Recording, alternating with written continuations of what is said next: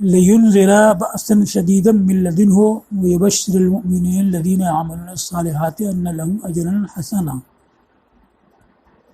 مَاكِثِينَ فِيهِ أَبَدًا وَيُنذِرَ الَّذِينَ قَالُوا اتَّخَذَ اللَّهُ وَلَدًا مَا لَهُم بِهِ مِنْ عِلْمٍ، تاکہ ڈرائے سخت عذاب سے جو اس کی طرف سے ہے، اور خوشخبری دے ایمان والوں کو جو نیک عمل کریں، اس بات کی کہ ان کے لیے عمدہ اجر ہے، اس حالت میں کہ وہ اس میں ہمیشہ ٹھہرے رہیں گے، اور ڈرائے ان لوگوں کو جنہوں نے کہا کہ اللہ نے اولاد بنا رکھی ہے، انہیں اس کا کچھ بھی علم نہیں، ولا لآبائہم، نہ ان کے آبا کو۔ اب یہاں یہ بیان کیا کہ انذرہ دو مفعولوں کی طرف متعدی ہوتا ہے، جیسے انا انذرناکم عذابا قریبا، بے شک ہم نے تم کو جلد آنے والے عذاب سے ڈرایا، تو کم مفعول اول ہے، عذابا مفعول ثانی ہے، اور یہاں پر باسن شدیدہ ایک ہی مفعول ہے، تو ان دونوں میں سے ایک ہی پر اکتفا ہوا، اور اصل ہے لینذر الذین کفروا باسن شدیدہ، تاکہ کفر کرنے والوں کو ڈرائے سخت عذاب سے۔ اب ایک ہی مفعول کیوں مذکور ہوا، تو اس کی وجہ بیان کی ہے کہ دو مفعولوں میں سے ایک پر اکتفا کیا، انذرہ کے دو مفعولوں میں سے ایک پر اختصار کیا، لأن المنذر بہ هو المسوق الیہ فاختصر علیہ،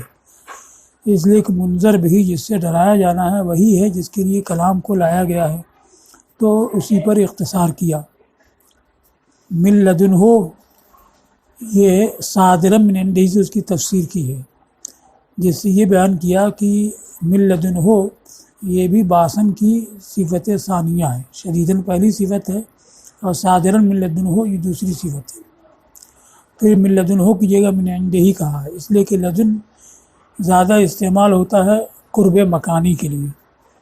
جیسے لدی الکتاب، میرے پاس کتاب ہے، جبکہ پاس میں ہو جہاں کی ہاتھ پہنچ سکتا ہے، اور عندی الکتاب اس وقت بھی کہنا صحیح ہے جبکہ کتب خانے میں ہو، ملک میں ہو، تو عندی کہا جا سکتا ہے۔ تو اللہ تعالیٰ کے لیے کوئی مکان نہیں ہے جہاں سے کہ عذاب صادر ہو، مراد کیا ہے، اس کی ملک سے اور اس کی طرف سے صادر ہونے والا عذاب۔ لینذر باسن شدیدا من لدنہ مفعول اول الذین کفروا مذکور نہیں ہے، ایک تو وجہ یہ کہ منذر بہی یہی مقصد کلام تھا، اس لیے اس کا ذکر کر دیا گیا اور اول کو حذف کر دیا گیا۔ دوسری یہ ہے کہ مقابلے میں مذکور ہے کہ خوشخبری دے ان لوگوں ایمان لانے والوں کو جو نیک عمل کریں، اس بات کی کہ ان کے لیے اجر حسن ہے، تو اس سے معلوم ہوا کہ بشارت کے مستحق وہ ہوں گے جو ایمان اور عمل صالح کے جامع ہوں۔ تو اس قرینے سے سمجھ میں آ گیا کہ جو دونوں سے خالی ہیں یا ایک سے خالی ہیں وہ انذار کے لائق ہیں، تو مقابلے سے معلوم ہو جاتا ہے کہ جو ایمان ہی سے خالی ہیں یا ایمان تو ہے عمل صالح سے خالی ہے، ان سب کو رب کے عذاب سے ڈرایا جائے، اور خوشخبری دے ایمان والوں کو جو نیک عمل کریں، اس بات کی اس کی تفسیر کی بأن لہم سے، چونکہ اب شرح بشرہ کا صلہ با آتا ہے، تو اصل اس کی ہے بأن لہم، کیونکہ ان اور انا سے پہلے حرف جر کا حذف قیاسی ہے، یعنی عام طور سے حذف کر دیا جاتا ہے، تو ویسی بأن میں سے با حذف کر دیا گیا، اصل اس کی وہی ہے بأن لہم، خوشخبری دے اس بات کی کہ ان کے لیے عمدہ اجر ہے، یعنی جنت۔ یبشرہ میں دوسری قرأت ہے یبشرہ، ینصرہ کے وزن پر نصر سے امام حمزہ اور علی کی قرأت ہے، یہ بھی متواتر ہے، اور باقی لوگوں کی تفعیل سے تبشیر سے یبشرہ۔ ماکثین، یہ حال ہے اس ہم سے جو لہم میں ہے، لہم میں جو ہم ہے وہ ذوالحال ہوگا، ماکثین اس سے حال ہوگا، اس حالت میں کہ وہ اس میں فیہ کے ضمیر کا مرجع بھی ہے ان کے اجر میں، اور اجر ہے جنت، اس جنت میں وہ ہمیشہ رہیں گے۔ اور ڈرائے ان لوگوں کو جنہوں نے کہا کہ اللہ نے اولاد بنا رکھی ہے، اب کس چیز سے ڈرائے یہ مذکور نہیں ہے، تو یہ ما سبق کے قرینے پہ معلوم ہو جائے گا کہ سخت عذاب سے ڈرائے ان کو جو اللہ کے لیے اولاد کا دعویٰ کریں۔ تو یہاں منذرین کو ذکر کیا، منذر بہی کو نہیں، پہلے کے برس،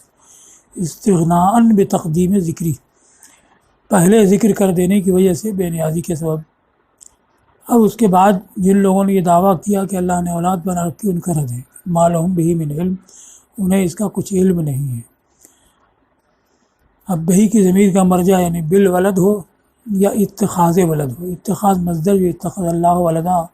سے مفہوم ہوتا ہے، جیسے اعدلوا ہوا اقرب للتقویٰ میں کہ ہوا جو ہے مرجع ہے عدل کا، اور عدل مفہوم ہوتا ہے اعدلوا سے، کہ انہیں اس کا یعنی اولاد کا یا اولاد کے بنانے کا کوئی علم نہیں ہے، یعنی ان کا یہ قول کسی علم سے صادر نہیں ہے، بلکہ یہ حد سے بڑی ہوئی جہالت سے صادر ہے۔ اب اس پر ایک اعتراض کیا ہے کہ انہیں اس کا کچھ علم نہیں ہے۔ یہ اس وقت کہا جائے گا کوئی چیز ہو اور اس کا علم نہ ہو، جیسے کہ میرا کوئی بھائی ہو اور تمہیں معلوم نہیں، تو کہا جائے گا کہ تمہیں علم نہیں ہے، اور سرے سے ہے ہی نہیں تو یہ کہنے کی ضرورت ہی نہیں کہ تمہیں اس کا علم نہیں ہے۔ تو اولاد تو اللہ کے لیے سرے سے ہو ہی نہیں سکتی ہے، نہ ہے، تو پھر ما لہم بہ من علم کیسے کہا؟ تو اس کا جواب دیا ہے، اگر یہ کہو کہ اتخاذ اللہ ولدن فی نفسی محال، اللہ کا ولد بنانا فی نفسی محال ہے، پھر کیسے کہا گیا کہ ما لہم بہ من علم، انہیں اس کا کچھ علم نہیں ہے؟ کل تو جواب اس کا یہ ہے کہ اس کا مطلب یہ ہے کہ انہیں اس کا کچھ بھی علم نہیں ہے، اس وجہ سے کہ یہ معلوم کی قبیل سے نہیں ہے، اس میں سے نہیں جس کو جانا جائے، اس لیے کہ محال ہے۔ پھر یہ بتایا کہ شے کے علم کی نفی یا تو وہ راہ نہ جاننے کی وجہ سے ہوتی ہے، جو راہ اس تک پہنچانے والی ہے، جیسے کہ فلاں کا گھر مجھے معلوم نہیں اس لیے کہ اس تک جانے کا راستہ معلوم نہیں، اور کبھی اس وجہ سے بھی ہوتی ہے کہ فلاں کے پاس گھر ہی نہیں ہے، جب گھر ہی نہیں ہے تو اس کے جاننے کی راہ اور اس کا علم ہی نہیں ہوگا۔ تو دونوں طرف سے نفی ہوتی ہے، یا تو واقع میں وہ ہے اور اس کی طرف پہنچانے والے راستے کے علم نہیں ہے تو کہا جائے گا اس کا مجھے علم نہیں، یا یہ کہ سرے سے وہ موجود ہی نہیں ہے تو بھی کہا جائے گا کہ اس کا مجھے علم نہیں ہے۔ اور کسی شے سے علم کی نفی یا تو اس راستے کو نہ جاننے کی وجہ سے ہوتی ہے جو راستہ اس تک پہنچانے والا ہوتا ہے، یا اس وجہ سے کہ وہ چیز فی نفسی ہی محال ہے، جب محال ہوگی تو نہ وجود میں آئے گی نہ اس کا کسی کو علم ہوگا۔ یہ جواب ہے جو کشاف میں دیا ہے، مصنف نے اس کو نقل کیا ہے۔ اور دوسرے یہ ہے کہ ما لہم بہ من علم، یہاں ایک تو علم جو نکرہ ہے جو تحت نفی واقع ہے، دوسرے علم کے اوپر من نافیہ داخل ہے جو استغراق نفی کیا جاتا ہے، تو مطلب یہ ہوگا کہ ان کو اس سے متعلق کسی طرح کا کوئی علم نہیں، یعنی وہ یہ بھی نہیں جانتے کہ یہ محالات میں سے ہے، ہونا اس کا ممکن ہی نہیں ہے، اور یہ وقوع کا دعویٰ کر رہے ہیں، تو یہ دعویٰ کتنا غلط اور بے محل ہے کہ جو چیز محالات میں سے ہے اس کے واقع ہونے کا یہ دعویٰ کر رہے ہیں۔ اس لیے فرمایا گیا انہیں اس کے متعلق کسی طرح کا کوئی علم ہی نہیں ہے، یہاں تک کہ یہ بھی نہیں جانتے ہیں کہ اللہ کے لیے اولاد کا ہونا محال ہے، کیونکہ آبا کی تقلید میں کہتے تھے، اس لیے فرمایا کہ نہ ان کو اس کا علم ہے نہ ان کے آبا کو، المقلدین جن کی تقلید کی جاتی ہے۔ اب اس کے آگے ہے کبرت کلمۃ تخرج من افواہہم۔ کبرت میں تعجب کا معنی ہے، یعنی کیا ہی بڑا بول ہے جو ان کے منہ سے نکلتا ہے،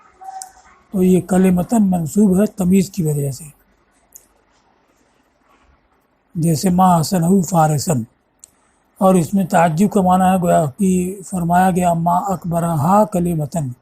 کیا ہی بڑا ہے یہ بول۔ اور کبرت میں ضمیر راجع ہے ان کے قول اتخذ اللہ ولدا کی طرح، کہ ان کا یہ اتخذ اللہ ولدا کتنا ہی برا کلمہ ہے اور بڑا کلمہ ہے جو ان کے منہ سے نکلتا ہے۔ اب اس پر یہ سوال ہوتا ہے کہ اتخذ اللہ ولدا تو پورا جملہ ہے، اور کلمہ لفظ وذیل معنی مفرد کو کہا جاتا ہے، تو اتخذ اللہ ولدا کو کلمہ کیسے کہا گیا؟ تو اس کو کہا کہ کلمہ کا یہ معنی لفظ وذیل معنی مفرد، یہ نحو کی اصطلاح ہے، نحو کی وضاحت تو قرآن کے زمانے تنزیل کے بہت بعد میں ہوئی ہے۔ جس عرف میں قرآن کا نزول ہوا اس عرف میں کلمہ مفرد، مرکب، مفید، غیر مفید سبھی کو کہا جاتا ہے، اور اب بھی زبان عرب میں کلمہ پورے کلام کو، پوری بات کو کہا جاتا ہے۔ القیٰ علینا کلمۃ، ہمارے سامنے ایک کلام پیش کیا، ایک تقریر کی، تو اس کا جواب دیا ہے کہ جملہ ہے اتخذ اللہ ولدا، اس کے باوجود اس کو کلمہ کیسے کہا گیا؟ تو کہا کہ اس کو کلمہ کا نام دیا گیا، جیسے کہ قصیدہ کو کلمہ کہتے ہیں، حالانکہ قصیدہ بہت سے جملوں پر مشتمل ہوتا ہے۔ اب بات جو بھی ہوگی تو منہ ہی سے نکلے گی، پھر تخرج من افواہہم اس کی صفت میں کیوں آیا؟ تو اس کو جواب دیا کہ کبھی کبھی صفت لائی جاتی ہے اس صفت کے بڑے ہونے، اہم ہونے کا افادہ کرنے کے لیے، جیسے ھذا قتل شنیع اجترحت ہو یداک، بڑا بھیانک قتل ہے جس کو تمہارے ہاتھوں نے انجام دیا۔ تو قتل تو ہاتھی سے ہوتا ہے، لیکن اس کا ذکر ہے اس کو بھیانک ہونے اور اس کی سنگینی کو بتانے کے لیے۔ ویسے ہی یہاں کلمہ کی سنگینی، بات کی سنگینی کو بتانے کے لیے تخرج من افواہہم اس کی صفت میں آیا ہے۔ دوسرے یہ کہ کلمہ محض لفظ ہی کو نہیں کہا جاتا ہے، بلکہ کلمہ کلام نفسی کو، دل میں جو بات ہوتی ہے اس کو بھی کہا جاتا ہے، جیسا کہ شعر ہے ان الکلام لفی الفؤاد وانما جعل اللسان علیہ دلیلا، دل تو بات میں ہوتی ہے اور زبان اس کی دلیل بنائی گئی ہے۔ تو تخرج من افواہہم یہ کلمہ کی صفت ہے جو ان فائدہ دیتی ہے اس کے بڑا قرار دینے کا، اس کے نطق پر جسارت کے بڑا قرار دینے کا، اور منہ سے نکالنے کے بڑا قرار دینے کا۔ اور بہت سی چیزیں کثیر مما یوسوس الشیطان من المنکرات یہ ماں کا بیان ہے کہ بہت سی بری باتیں جس کا شیطان لوگوں کے دلوں میں وسوسہ ڈالتا ہے، لا یتمالکون یتفوہ بھی، لوگ اس پر قابل نہیں رکھتے ہیں کہ اس کو بولیں، بلکہ اس کو ضبط کرتے ہیں، قزمہ علیہ حبسہ روکنے کے معنی میں، اس پر ضبط کرتے ہیں، روکتے ہیں۔ تو عام طرح کی بری باتیں جو دل میں آتی ہیں لوگ اس کو بولتے نہیں ہیں، یہ تو بہت بڑی اور بہت بری بات ہے کہ اللہ تعالیٰ کے حق میں اولاد ہونے کا دعویٰ ہے۔ فکیف بمثل ھذا المنکر، تو اس منکر کا کیا حال ہوگا اور اس کو زبان پر کیسے لایا جائے گا، اور کوئی لاتا ہے تو یہ کتنا ہی سنگین جرم ہے۔ اس کے لیے تخرج من افواہہم میں آیا ان یقولون الا کذبا، وہ نہیں بولتے مگر جھوٹ ہی۔ ما یقولون ذالک، ماں سے بیان کیا کہ ان نافیہ ہے، یہ ماں کے معنی میں، اور ذالک سے یقولون کا مفعول ظاہر کر دیا، یعنی وہ بات نہیں بولتے ہیں مگر جھوٹ۔ اور کذبن کی ترکیب بیان کی کہ یہ مصدر محذوف کی صفت ہے، یعنی قولاً کذبا، کہ وہ بولتے نہیں مگر جھوٹ بولنا، تو اس طرح سے کذبن قولاً مقدر کی صفت ہو کر کے مفعول مطلق ہوگا۔